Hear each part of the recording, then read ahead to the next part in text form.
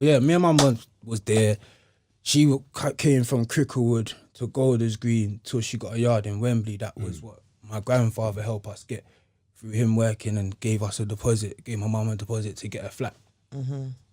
When we got that, that was given to us on a state where my granddad has seen, out of all his daughters, I was the only grandkid. So he wanted to see my mum good, tired of seeing her struggle, because by that time we moved and kept moving. So he was only a security guard, but he saved them people, saving it. So when they give you 20 grand, it's not like, no, oh yeah, we boss. It's like, this is my savings for years and we want you to be good. So that's how I heard that. So when we've got a yard now, me and my mum are in this yard for about 3 years. So I get to like 13 when my brother comes here. So then my stepdad comes now. There's men before my stepdad, but the men, they're just boyfriends. Yeah. They come and go. I'm used to my mum having different boyfriends and whatnot. They come and go. But when I got to 13, my stepdad came and he sat down with me when I was 12. How was school life for you in between all of that? School life for me was mad, bro. I hated school. I love school and I hated school. I love school because of the people, networking, man, girls, whatnot. But then I hated school because of the teachers. Like, you're not understanding me, yeah? Yeah. Like, Mum, I apologise, I love you to bits. You know me and you're cool and we're blessed, but I always keep it real. My mum knows what I do in my life and she knows my story is there to teach people. My mum had boyfriends, which means from a young age, I was hearing things going next door that I didn't want to hear go on. Right. My mum's a woman, but a man, she should know what to do, but a man come in, there will be two different types of man. A man that walks in and sees me, respects that, and then it's a quiet night because I'm there. Or a man that comes in, sees that, don't respect that, and it's a loud night. Yeah. You end up wanting to kill him. Exactly. So I'm hearing that from school. I went to a primary school which was predominantly white. It's called the High Junior School. There was only like 5 black youths and the rest were white. So that what I saw, sports days and that, everyone had their parents come in. Everyone's parents were there. My parents weren't there. Like, everyone's parents is there, fam. And I'm just like, raw. It's mad thing. But everyone was like family oriented. So like when I went to school, I'm sitting down there and I'm looking at my friends and everyone's happy, bro. Like, everyone's so oblivious to like anything. All they know is school and playing and that, but I know more. So I'm sitting with shit in my head, and I'm like, yo, I'm angry, bro. But I'm from a black household. So my business is my business. Yeah, you can't speak. So if the teachers come up to me now and said, what's wrong with you? I'm going to say, nothing. Yeah. You get me? Yeah, I'm cool. I'm cool. I'm blessed, blood. Like, what's wrong with you? Nothing, innit? Now, because I'm not telling you, asking me, but when I switch, I'm now rude. Yeah. I'm just like aggressive, all this, man. So, no, it's not that, blood. I'm just not, sorry to say it, but I'm just not telling you my business. And that then you didn't tell a white man your business. Like, that was just how I was raised, fam. So, yeah, in my head, I was thinking sex. Now, bruv, as much as it used to irritate me that it was my mum having sex, it turned on sex in me. You get me? So I'm seeing women, I'm seeing teachers, and I'm seeing sex, blood. Okay. At a young age, I'm wanting sex. My thing's rising for sex. It made you promiscuous. Yeah, it made me feel that way, fam. Yeah. So I was like, not interested in what you got. It's just not in my head what you're saying to me. I'm smart as well. If that shit went in my head, I'm sitting down, bruv, I'm a smart youth. If the teacher sits down with me from A to B, bruv, I'll get everything right. But you gotta keep me in tune. Focus. Otherwise, my brain's gone on again, bruv. Like, when I leave here, do you clock that my dad's gonna send someone to pick me up and I don't even know where I'm going today? And I'm telling the teacher that you're telling me I'm lying. That's because your life's boring. My dad's life ain't like that, blood. Like, I don't know who's picking me up today, fam. I'm telling you, my English book's not here. Where is it? It's in my dad's yard. Well, go and get it. My dad's got 4 yards. Oh, your dad's got 4 houses? Yeah. So where's your English book? At one of them. I don't know. But I was getting a lot of, you're lying for my dad's life being extravagant. Fam. I was like, bruv, if you can't believe that, then I don't know what to say to you, but that's how I'm living, fam. So when you're getting at me, telling me, go home and it must be simple to bring your exercise book tomorrow, no, it's not that simple. It's just not. So, bro, that's, yeah, anyway, digress. man grew up in Harsden, we moved. By the time my stepdad come, when we got to Wembley, I learnt life, bruv, because my mum fell in love. My mum got pregnant. This man's telling me, I'm gonna be a stepdad, you know. He sat me down and said, I'm gonna marry your mum, you know. And I sat down and I said, is it? And because my mum had such a past with men, I was like, what made you different, bro? All right, I'm not penning it. Then my mum got pregnant, I was like, mum pregnant. It's unfair, you know, mum pregnant. So she's having this baby. Now, bro, this man to me, my stepdad, he's got like 2 Ina in my life, of my liking. Yeah. And it's made me mad, fam. And he's going in at my mum and that, and I'm here, and I'm getting mad, fam. Like, I hate this guy, fam. Like, I'm doing the maddest, like, I'm hating. So we're always getting into arguments. You just thought your dad. Yeah. And I'm saying to him, I'm not going to call you dad.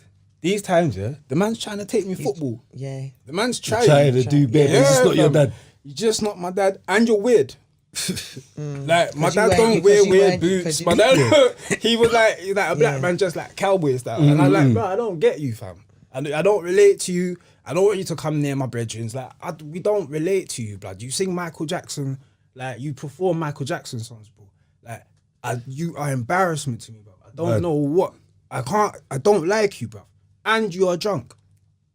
Come in my room staggering and chatting shit. Like, I didn't like it.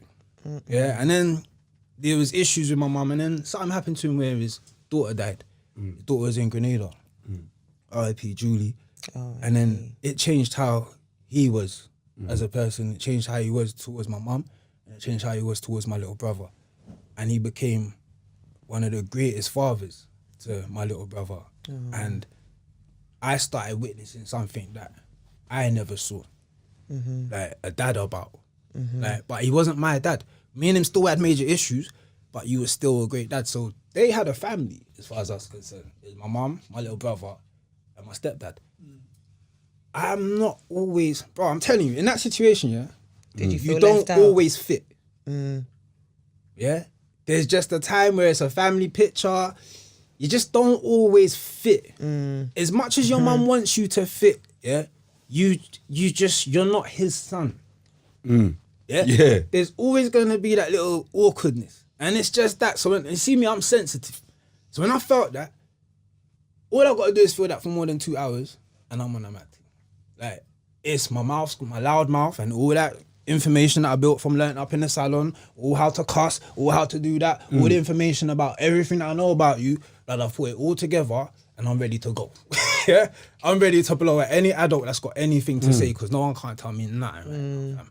So what can't happen is you can't be young with a mouth and talk to adults. No matter how right you are, you can't come at them in a certain way.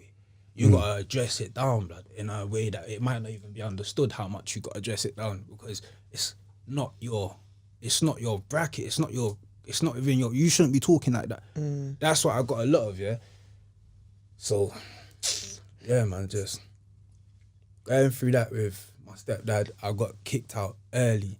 First time I got kicked out, it was to go live with my dad. Didn't work out, bro. My dad and me. Where was that? Still in Northwest? Nah, by that time he had a yard in Stanmore. Okay. Like that's like past Harrow. Bro, like my dad was like a rich black man. Like, he did things, he got into property after a while, and he did things. So my dad had nice places. That's where I saw a different life from him as well. So by that time he was living in the yard but you see my dad, yeah, as much as he had these things, he literally did it all by himself. So if he managed to get the big yard, he did that. But there might not be no furniture in it for like a year. You get me? There might not be a working sink for a year, but it's his. And it's gonna be time, but he's doing it all himself, and he's got his own little like procrastination about him. So things don't get finished, things don't get completed. And I grew up seeing that, and I was like, Dad, you don't complete it. Nah, man. You're good. Did that make you want to complete stuff, or did it make you kind of? It made me want to be like complete him? things. It made me want to complete things because he never used to. Yeah, and when I didn't complete something, it made me disappointed in myself because I felt like I'm like you now. So I didn't want to be like you like that because I felt you failed in certain things. So what I took from you was your tenacity and your drive to go out and start and make a business out of nothing, believe in yourself, come from nothing, come from feeding yourself sardines to taking yourself to the Ritz and eating properly good food, ordering good food and that. So that was the drive. Same thing with my mum. Both of my parents have never worked for no one. Yeah. They've always been... Both sound very independent. Yeah, they're both independent. Their money comes independent. And my dad's money started to come more legal as he got more older, which I started to rate. So on that side of things, bruv, I got a lot of respect for my parents. My mum showed me how to grind, get it for myself. But yeah, what we couldn't get over was, bruv, I got a smart mouth. What I'm saying isn't exactly wrong. And how do we coexist with each other? And we literally can't, blood. My mum's wild.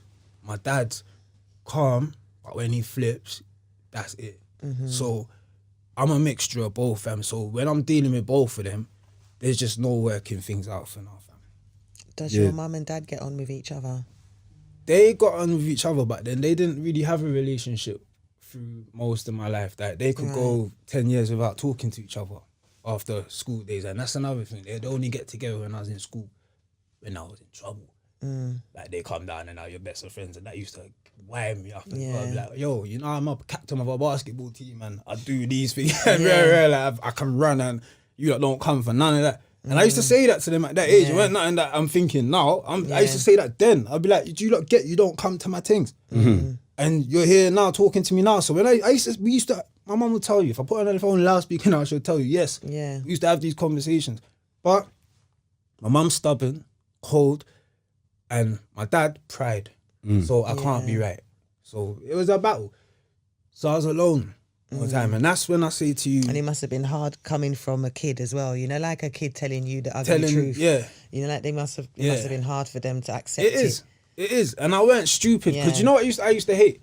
When I was right about something that wasn't about us, they would take the information. Yeah. But when it was about something about us, I could never be right. So I used to say to them, I used to ask them, how come I can be right when it suits you? And I'm smart and I'm this and you're asking me questions. But when it's my life, I don't know. Do you know what it is, fam? See, your childhood, it sounds volatile, yeah? It sounds like a lot was going on, yeah? And to be fair, brother, yeah?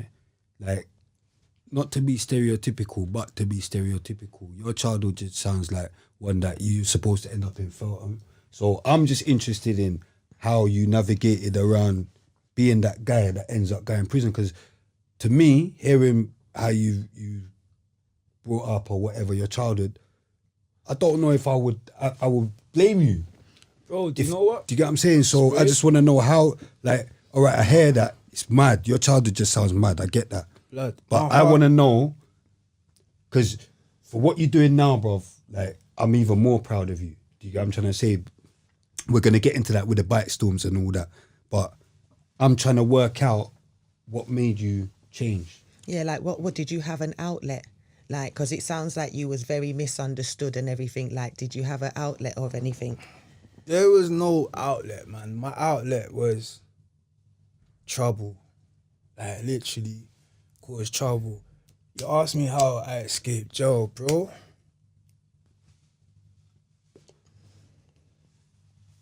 I don't have a clue, bro. That's what I'm trying to work out. Like, what? I'll tell you what saved you? I'm trying to get if to I what say saved it, you. If I say it and your viewers don't get it, it is what it is. Bro, you see when you're a chosen one, certain things can't touch you, fam. Like my story of what I do, what you said, what you rate me for, that was my story, fam. Yeah, that's what I'm meant to do, bro. Like the amount of lives that I've saved in the last 5 years, that's why, cuz. And you see, G, I told you, I used to go out and I used to do moves. Your cousin knows me. I used to go out. Shall I tell you why I mentioned your cousin? Because your cousin will tell you on my daughter's life, Mac is a lone soldier. He will go out on a move on his ones. And you know where I come back to? His studio. And I sit down and I tell him, bro, it either went peak or it went good. But he knows I was on my ones, and he's one of the man that rated me from the ends, because he was like, gee, he see when I'm happy with Lucky my mum. then.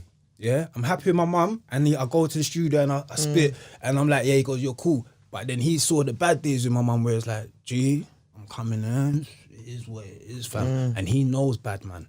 But there ain't a bad man like Mac here, blood. When Mac's vexed with home life, it's like, it's not even a bad man thing. It's like, bro, I've got nothing to lose.